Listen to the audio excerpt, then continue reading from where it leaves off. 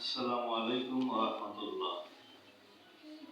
আমার অনুভূতি হইল সর্ববিষয়ে মাশাআল্লাহ।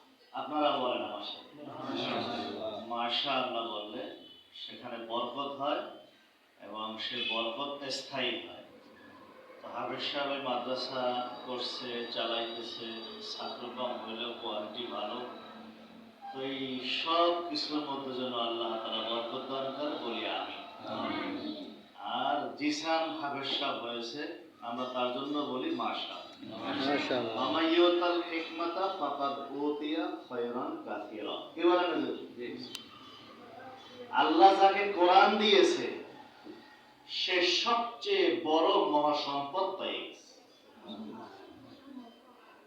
আমার এক নানা হাফেজ সাহেব, তিনি তার জীবনে একটা কথা বলছেন যে আমার মনে হয় আমার এই নানা চেনবে। এই নানা হাফেজ নুরুল ইসলাম সাহেব, আমার বাড়ির ভিতরে। আমি তার কাছ থেকে এই ঘটনা শুনছি যে ওনারা যে সেনাবাহিনীর অফিস, সেখানে একজন অফিসের দারোয়ান হাফেজ, আর সেনাবাহিনীর বড় কর্মকর্তা সেখানে গেছে অফিসে নামাজ পড়তে। এখন নামাজ পড়ানোর কেউ নাই, তো সেই দারোয়ান শুনছে হাফেজ সাহেবকে নামাজ পড়াইতে দিয়েছে।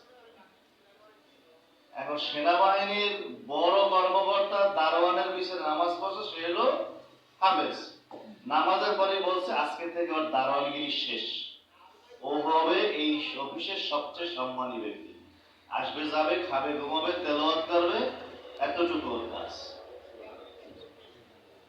তো একটু হাফেজ শব্দ শোনার কারণে, তার পিছনে একটু নামাজ পড়ার কারণে, কোরআনের কারণে তার বড় প্রমোশন হয়ে গেছে। এখন সে শুধু বাসা থেকে অফিসে আসবে, যাবে, খাবে, নামাজ পড়বে, তেলাওয়াত করবে, মূল ডিউটি তার দারোয়ানগিরি শেষ। তাহলে একজন সেনাবাহিনী কর্মকর্তা শুধু হাফেজ শব্দ শুনে যদি এত বড় মর্যাদা দিতে পারে, তাহলে আমরা যদি আমাদের ছেলে মেয়েকে হাফেজ বানাই, হাফেজা বানাই, আলেম বানাই, আলেমা বানাই, আর সেই ছেলে যদি আমাদেরকে জানাজা দেয়, তাহলে আল্লাহ তো আমাদেরকে উচ্চ মাকামে পৌঁছায় দিতে পারে। কি বলে? সেই হিসেবে আমরা প্রত্যেক পরিবার থেকে নিয়ত করি যে জিসানের মতো হাফেজ যেন আমার সন্তান হয়।